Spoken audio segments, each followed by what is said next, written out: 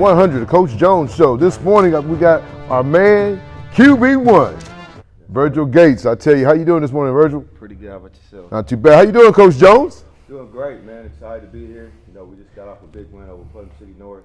Yes, sir. This young man to my left, he led our team to a victory. Even though he had a rough start, he showed the character and heart that you need to have to be a quarterback and be a leader of a team, and we finished off strong. Well, Virgil, man, it's good you could join us this morning, man. We've been talking about you the last few weeks, man, how you was a running back and you converted yourself to a QB. And that's a job that's kind of tough, you know. You're the leader of the field. You got to look over the defense, and you're the captain. Yes, sir. You know, so tell me a little bit of, moving from running back to QB. What's it been like? I mean, it wasn't like a really big change. Coach Jones said he needed help on the offensive side, and I said, all right, no problem. I'm going to easily step up when he needed. Well, that's good, Virgil, because I'm telling you, the numbers you've been putting up is amazing. You know, me and Coach Jones, we kind of crack jokes every week. You know, we had a Heisman for high school. You being the front runner, you impressed to be the main two guys. The numbers you guys put up week in and week out. And you're the kind of guy you touched the ball more than he did. Like last week, you had 25 carries for 107 yards, and that's been a QB, man. And I can tell you, you're touching the ball every time that it gets snapped by the center. So how does that make you feel, taking over this offense and what you guys are doing right now, sitting at 6-1 and 4-0 in district? How does that make you feel? It's an amazing feeling, because last year we was not in a good position, but this year, since we got a new head coach, everything has just been changed. Well, I'll tell you, Coach Jones, man, he believes in you. I know last Friday night after the game, you kind of had a little rough start, like he said, but you found a way to get a chance to, take the team by the ears and pull out a victory. You guys are down at 7-0 at halftime. You come the second half and score 21 unanswered points, and actually, you was the man who scored all 3 touchdowns. So how does that make you feel? Because like I said, man, you're balling out and you're doing amazing things for a guy who's the first year starting at quarterback. So what did you feel like in the game? You guys have been down. Only time you've been down this year is against Booker T, and then the other night against PC North. So how did you feel? What was your kind of halftime speech to get the guys back up and get them going? Well, during halftime, Coach Jones pulled me to the side and told me to get my head back in the game because I know for a fact I was doing bad. But then I told him I'm going to keep our streak alive for us. And that's amazing. But this week, you got probably one of the biggest games in your high school career, besides when you go play for that state championship. But this week you got Deer Creek, at Deer Creek. And so what do you feel they're going to throw at you to try to slow you down? The run game. They're probably going to have a spy on me. Hey, you know what? I like that, but guess what? That spy ain't going to be able to stop you, baby. You got to keep doing what you're doing, keep putting up the numbers you're putting up. Hey, have fun. This is your senior year, and you got to enjoy the moment, though. So, Virgil, I'll tell you, man, it's exciting. But, not only we're talking about you on offense, but tell us a little bit about you on defense, though. Well, I don't really play defense as much because I'm on the offensive side of the ball. But, yeah, but when my name is called, I'm always going in. Well, that's good because, like I said, you are a guy that can go both ways. I know you're getting recruited, and like you said, I know you're playing quarterback, but you plan on playing what, running back in college? Yes, sir.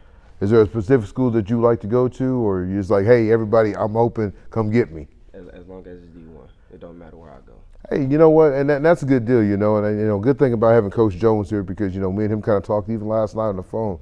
A lot of guys, they talk about the D1, D2. Wherever you get that education paid for is the most important thing because at the end of the day, it's about getting that education. Right. Football only lasts for so long. I have 2 young men that went off to college, but like I said, sports only lasts for so long. But like I said, this man sitting next to you, he's a proven factor of what it takes to make it to the next level. He went the JUCO route.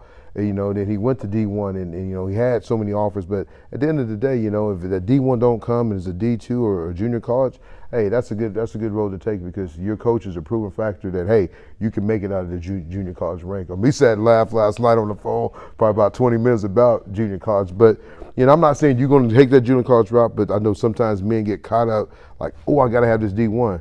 If D1 don't come, man, just take who's going to get that education because at the end of the day, you're going to be in the real world football and it lasts for so long. Well, Virgil, before we close this up with you, what would you like to tell your teammates? I know when they watch this on Thursday morning about what we need to take care of business at Deer Creek, what would you give the team a little speech? Let's go get this win, guys, this week. Hey, I tell you right now, folks, this young man has done an amazing thing this year, switching from running back, coming over to being QB. I will say, Virgil, it's my fault last week that you fumbled the ball. I'm going to knock on wood because me and Coach did the show last week, and I said the one thing this young man has done is not turn the ball over. And guess what? You had that bad apple game. Guess what? We're going to go take care of business this Thursday night. Go get that district championship. Yes, sir. I appreciate you coming on and keeping it 100, the Coach Jones Show. Good luck to you the rest of the season.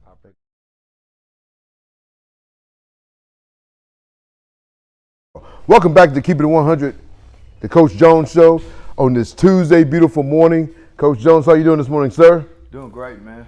Doing awesome. It was exciting to have Virgil here. Yes, sir. He's been great for us all year. He started off the year playing a lot of both ways and playing some outside linebacker and obviously playing quarterback for us. And as we progressed during the year, we had some guys step up to allow him some rest time on Yes, defense. sir. But we still have that availability for him. And then, when we get in playoffs, you put the best 11 out there. So we still got him practicing every day, learning outside linebacker. So when that opportunity does present itself, he's prepared and ready. But he's a leader for us, man. He's been there for us all year. He had some adversity last week, which I think is going to end up paying some dividends as we progress towards the playoffs and towards the latter part of the season. Even this week, he overcame it. To be able to overcome what they were doing, they had a spy on him. They loaded up the box and he was struggling in the passing game, but he found a way to win, and that's the heart of a champion. Like, sometimes you're going to have some tough games, sometimes you're going to make some mistakes, but if you can find a way to win, all it's going to do is build your character and build the character of the team. Yes, sir. Well, Coach, another big win, for the Delta City Eagles last week. Last Thursday night against the PC North, going in overtime, winning the game 20-14. I know Halloween's 2 weeks away, but you had a scare last Thursday night. Absolutely. But I tell you, Coach, you guys found a way to win the ball game. You guys dug deep. You're going in overtime. You're going to halftime down 7-0. You had a couple times to go score before the first half was over, but the ball kind of bounced, the other way into the other team's hand. Like you said, you had a little bit of turnover problems, but the Eagles found a way to win. And I think to be a champion, you got to have those type of games. Yes, sir. Absolutely. I remember even playing and coaching at Carl Albert, I can remember numerous times that we won games that we had no business winning. So if you're going to be a championship team, you're going to have those type of games, where things are stacked against you and you find a way to overcome it. And I knew all week, watching film, just studying PC North, I knew all week it was going to be a battle, and a lot of people like to compare scores. They're Yes, like, well, sir. they lost to Lawton and y'all did this. So I knew it would be a battle. Each game presents a challenge, and they match up very well with us. So I knew it would be a battle. We overcame it, and I'm excited. We're 4-0 in district. Nobody's going to remember that it was a tough game. Everybody's just going to remember that 4-0. So I'm excited to be 4-0. I'm excited to be in this position to go against Deer Creek and see what we could do in another big-time game. Also, I was looking at our schedule. The only really game we had that was lopsided was Northwest. So each week our young men have been challenged. You start off with Booker T, a tough team. They're ranked number 3 in 6A2. Then you have Carl Albert, and that program speaks for itself. And then you got Bishop McGinnis, another program that speaks for itself. And then you got Stillwater and Midwest City, and then PC North. So we've been challenged almost every week. Our young men have answered the call. The coaching staff has answered the call. And I really trust this program and where we're headed. Well, George, like I said, PC North is a tough team. I know you look at the record, they're kind of lost some district games, but they're still in the hunt. But I tell you, it was a tough game. Like you said, you talk about the matchup. They get beat up by Stillwater, they get beat by Lawton, but they come and play you guys tough. And they knew they had to try to win that ball game to kind of keep faith for trying to make it into the playoffs. But you guys found a way, like I said, you found a way to win. This week you got a tough competition. Competitive coming in. Traveling to Deer Creek. You guys traveled over there this Friday night. Both teams got the same record, 6-1. They come in only lost. They lost to Stillwater in double overtime. You guys only lost to Booker T. A great game that was, but I'll tell you, Deer Creek. It's so funny how this matchup's going to go. They got the offensive line and you got the defensive line. You're going to have Stone, Foreman, and your big man is taking care of business every week. The sack king, Darius Hampton, Yes, and going against Sexton and those big guys over there. You got two guys on your D line that's got D1 offers, and they got Sexton, the guy that's committed to OU. That's he's looking to win his first district championship as a Deer Creek handler. So kind of tell me a little bit about the game, how you think it'll play out, with their offensive line and your D line. Well, I think it'll be similar to the Stillwater game as far as the matchup with their experienced offensive line and the coach that Stillwater had. Coach Stanley does a great job at Deer Creek, and he's always has. their offensive line has been good since I started coaching at Dell City. This will be our 4th time going against them. They always have an exceptional offensive line, and they have good running backs, and they have a good quarterback who can, he really hounds the offense and really makes it go. So this is the type of games I got into coaching football for. We got a great defensive line. I can arguably say we have the best defense in the state. Yes, sir. We're giving up Yes, 5 sir. points per game in district. Their offensive line is very physical. They have a highly recruited young man who's committed to Oklahoma, in Sexton, and we have some great athletes as well. Stone, he just posted his highlights of the year, and to watch that highlight and see the plays that he has made this year is incredible. Yes, so, as well with Foreman, Foreman's been playing exceptionally well. He's physical, he's agile. So I'm excited to see them go against this matchup and see what they can do. And then you got Darius Hampton. He's the unsung hero. He doesn't get talked about as much as Stone and Foreman, but last week he had 5 sacks. PC North had an Oklahoma State commit. I will put Darius right there with that kid. He matched up well with that kid. If you put the film on and you compare the film, I would say Darius looks just as good, if not better. To be able to have 5 sacks in a game is incredible, and he's been doing that all year. He has 10.5 sacks on the year. So you put Stone and Jaden's strength and speed, and then you put Darius's athletic ability and the way he gets to the quarterback. It's going to be a great matchup, and this is what you sign up for. I said all year, I want to play in big games. I want to coach in big games. I want my program to be in this type of atmosphere to show where we're at, and I'm excited about it. This is what we talked about. Our goal all year was to be a district champion, and I think we're in a position to do it, and this game is going to be the deciding factor to put us in that role as far as district champions. Well, Coach, they come with a couple guys, I kind of highlighted for them. The quarterback's a senior, B. Pinson, thrown for over 1,100 yards, 13 touchdowns, 1 interception. That's pretty darn good for a young man at his caliber in high school, only having 1 interception. Rushing attack, they don't have a superstar tailback, but they got a guy, in D. Wilson. He has 457 yards, 2 TDs, and M. Miller, he has 169 yards, 1 TD. So, it seems like they're kind of spread the ball around to a lot of different guys, but the deal is, like I said, going against the #1 defense in 6A. I don't want to say 6A big, it's 6A small. And even 5A, 4A, 3A, 2A, however you want to call it, Dell City has one of the best defense. So I think Deer Creek's going to have their hand cut out this Friday night going against your defense, because with the guys, they don't have like a superstar that's a top-notch tailback. Or the quarterback, he's throwing the ball for 1,100 yards. He don't turn the ball over. But I just think with your secondary with Kanaj and those guys in the back end, we even talked about Sweet last week.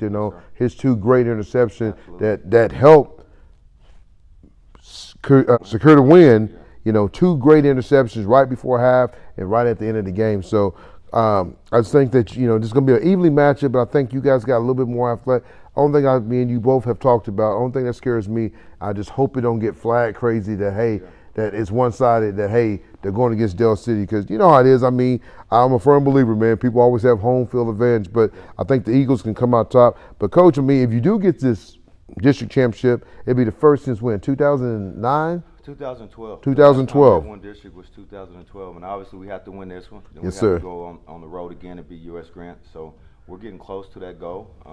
And like we've been doing all year, we're going to take it 1 week at a time. Yes, sir. Deer Creek is a great opponent.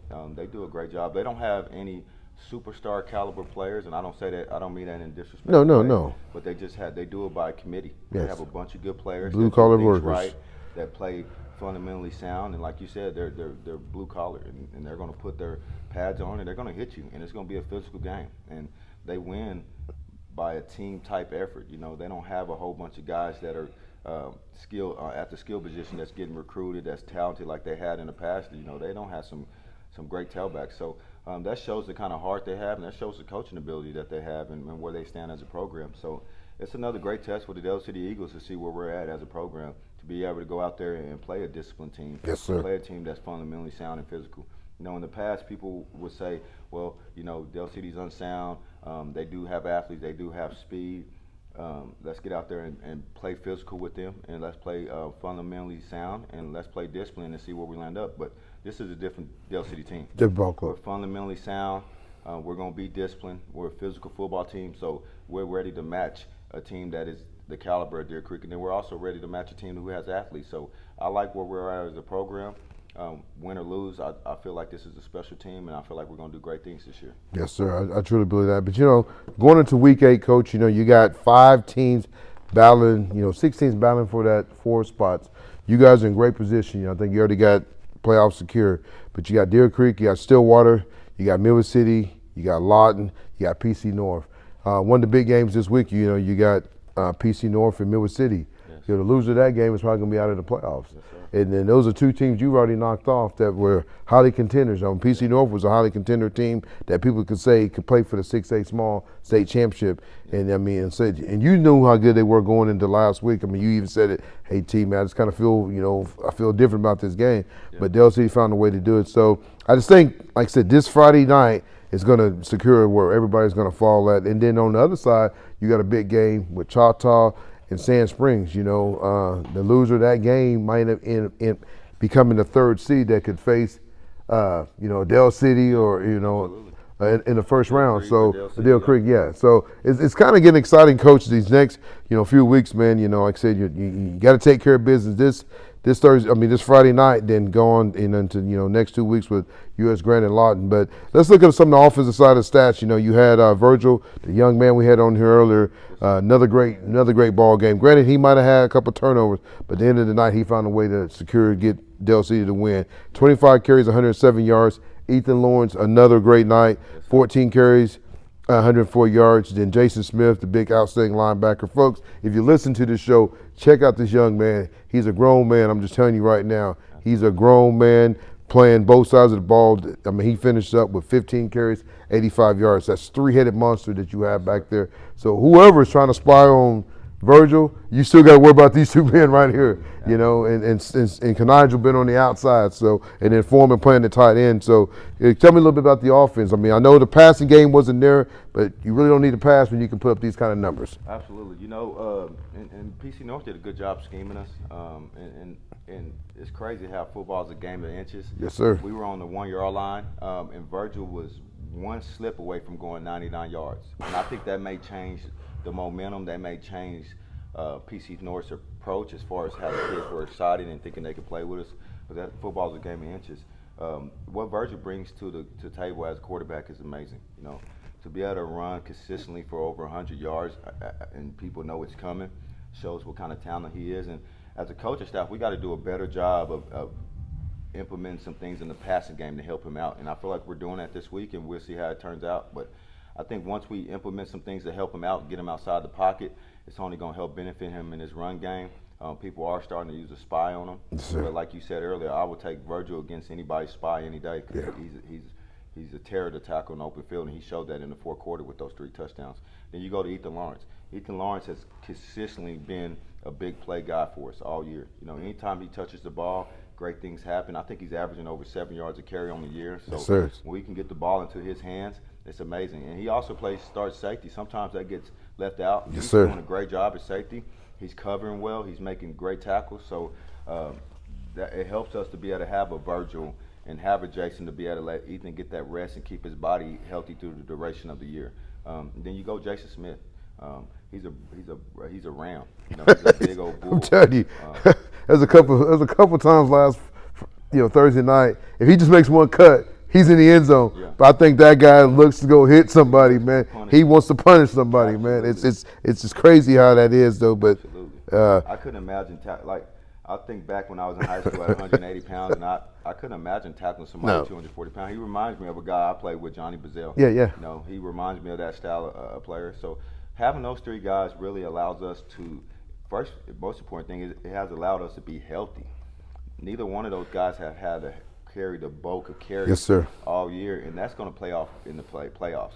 Their bodies are going to be fresh, they're going to be healthy, and then you have an option to get all 3 of those guys back there at any time can go to the house. So I think that's just tough to scheme for.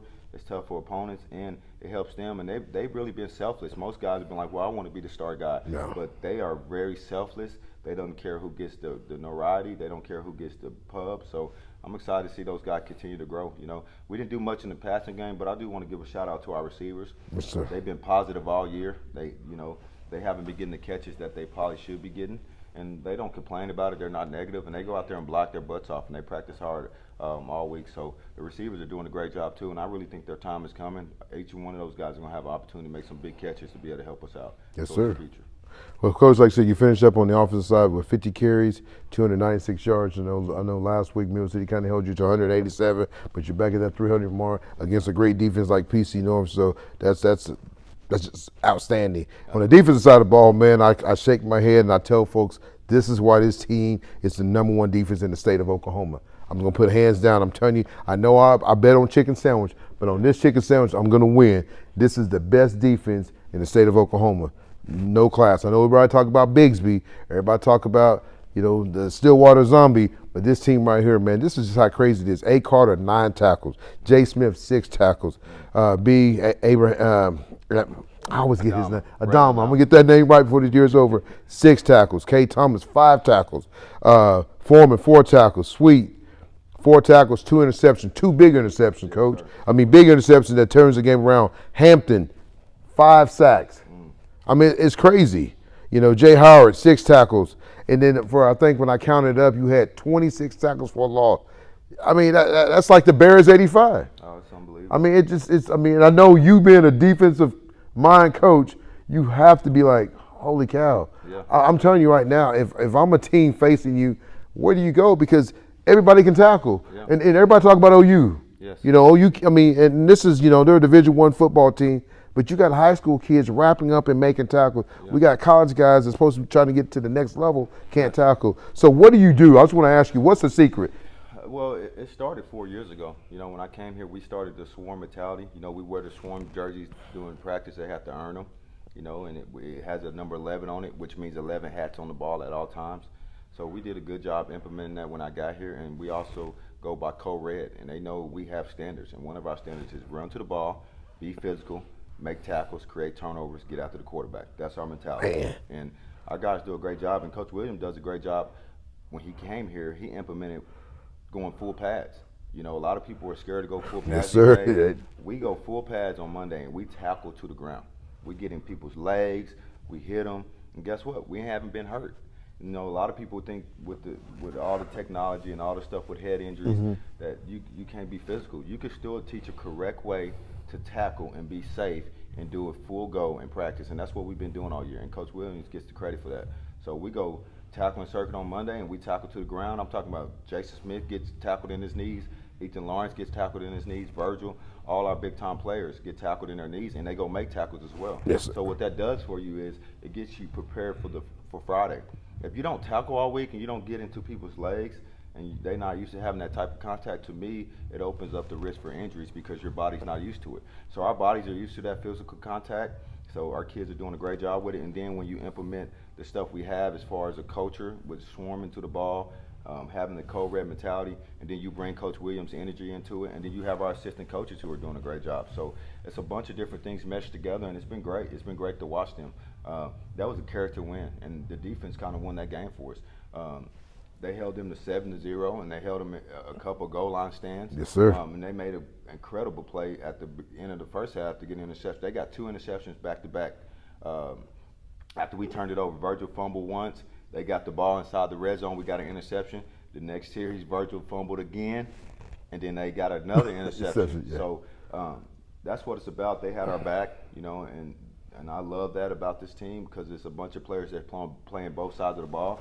So we get a turnover on offense. Those guys are PO'd, and they get on that side of the ball, and they want to get the ball back for us. So it's been amazing to watch what our guys are doing. That was a big-time character win. It was. Of course. That's the second time this year in overtime that our defense had I would say just a stop. It was 4th down against Bishop McGinnis on the 2-yard line, and we got a great stop. And then it was 4th and 22 versus PC North. And to end the game with their interception shows what kind of defense they got. Not only are they going to make plays throughout the game, but in the most crunch time when things are on the line, they're going to step up and make plays. So I'm excited to see them continue to grow. And I think sky's the limit. If they continue to play like they're playing, we might be talking about one of the best defense all time at Del City. So Yes, I'm excited to see them continue to grow and continue to buy into what Coach Williams is preaching. No, I'll tell you, like I said, what they're doing, week in and week out, and I'll tell you, you got in that overtime, and I think Stone had 2 big tackles for loss, man. It just shows you what, everybody stepped the game up, like I said, you talk about these guys, 6 tackles, 8 tackles. I mean, it's all spread across the board. It's not just one guy making tackles. I remember, you look at a lot of teams, you'll see one kid that has 80 tackles and everybody else. But no, it's like you said, it's all about that swarm. And that proves to you, what you guys are doing, because I tell you, in overtime, they became a whole different defense. I mean, they went backwards. Like you said, it was 4th and 22. You started on the what they started on the 10? They give you the 10-yard line, Yeah. which is tough. You know what I'm saying? We scored in 2 plays. Yeah. That shows you how tough it is, and our defense just stepped it up, man. And it's almost like a competition to get to the ball. Yep. When you watch those guys play, it's like they have they don't even realize it, but they have a competition within themselves to get to the ball, and that's okay. That's okay to be competitive with each other. Yeah. I hear Foreman and Stone kind of playing around and arguing about, I'm gonna get more sacks. That is a healthy competition that I think this generation got lost somewhere. Like, it's okay to have a healthy competition within your team. Yes, sir. And compete against each other. And our guys are doing that. Our DBs want to lead the team in interceptions. Our linebackers wants to see who have the most tackles, and our D line wants to see who have the most sacks. And that healthy competition has led into greatness overall as a defensive program. But Coach, man, like I said, this Friday night, can wrap up everything. For you guys, put you in the driver's seat of being the #1 team on this side of the state. For this district championship, and then everybody else have to fall in. The puzzles will have to fall in for everything else. But I think going into this game, I know you're prepared. I know you're ready for it. Sure. Week in and week out, you get these guys ready. So I appreciate you. Us doing another great show of Keep It 100 Coach Jones show. Like I said, can you give us the players of the week? And we will begin sponsored. We will have a new sponsor for Player of the Week, and that we'll reveal that next week. It'll be Clarity Homes. We've had some people step up. Jessica Johnson and then Kyle has stepped up and is going to take on that deal for us, and I really appreciate them too, both doing that. Yeah. And one thing we will work at Del City, we will get sponsors next year. And I remember going door to door for one program, and I will be doing that for this program. So I want to let people know, you hear me knocking on your door, we'll come to get your money. Yes, sir. Before I get started on Players of the Week, I appreciate that. I appreciate your wife doing that. These kids are very appreciative, and we're just thankful. And this show has been amazing for this program, for this community. I got family who's in California. I got family that's in Texas. They get an opportunity to watch it, and I think it gives people, it lets them see a side of Del City that they don't get to see. Yes, sir. And that's amazing, because there's a lot of positive and great things happening here, and these kids need to see that. They need to be able to embrace that so they can become productive citizens and come back to Del City and build this community up. Starting with the Players of the Week, we'll start off with offense. I think it's going to have to be a Co. Well, I don't think, I know it's going to have to be a Co. Like we've been saying, we had him on the show earlier. He started off rough. He had 3 turnovers. And anybody that watches the show or hears any of my interviews, I say the 3 things that we have to do to win is focus on fundamentals, don't turn the ball over, and don't get penalties. And we did all those things in the first 3 quarters. But he was able to get us going, and he was able to respond in the correct way as a leader. Virgil Yates. Yes, sir. To have 3 touchdowns in the 4th quarter in that type of battle and be able to keep the mindset that he needed, yes, sir, as turn the ball over, shows the kind of character he's going to have as we continue to push forward. So Virgil Yates, and as one of the offensive players of the week. And then we go Ethan Lawrence. Ethan Lawrence had a lot of big runs when we needed it. He got downhill. He was running with a fierce mentality. He continues to show what type of player he is. He continues to show that he's going to continue to be a threat for us. So Ethan Lawrence is the Co. And going on the defense, this was tough for me. It was so many players that made so many plays. And this is a unique week because I'm going to go Co on defense too. I couldn't pick one or the other. Starting off with Darius Hampton. Anytime you get 5 sacks, that's amazing.